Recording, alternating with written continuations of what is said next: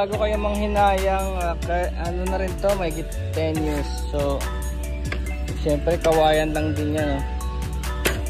So, hindi na rin pwede sa mga occupants. So, tignan nyo. Okay.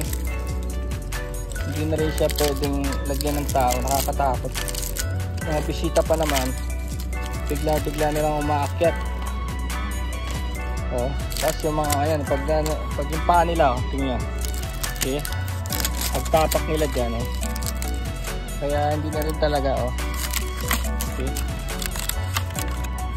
So after all, kawayan lang din to. Maganda lang tignan sa labas kanina, pero actually delikado na siya. Saka nagalaw siya, oh. Kumakanyan siya. So pagka may mga tao, nakakatakot na. Gusto mo mag-entertain ng guest, pero pag ganyan naman, parang trap yung papasukan nila. Lalagay na lang tayo ng iba. Nagawa tayo ng iba. Pero itong mga kahoy na ito, magagamit pa sa art. Hindi naman actually talaga matatapon. Bibigay ko ito sa mga kaibigan ko para makita natin ito sa mga museum o sa mga shows. So at least buhay pa rin siya. Kasi yung iba naman okay naman eh.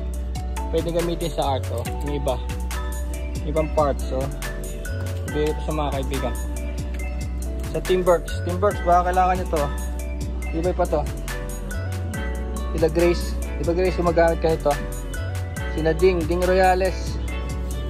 Ted ka, baka kailangan nyo to. Gawin nyo dito. Hindi ko naman itatapon to. Tatapon ko lang mga bulok. Ito mga bulok tatapon na to. Sobrang bulok na ito. Ito. Pero yung ibang piece nya, okay pa naman. Okay.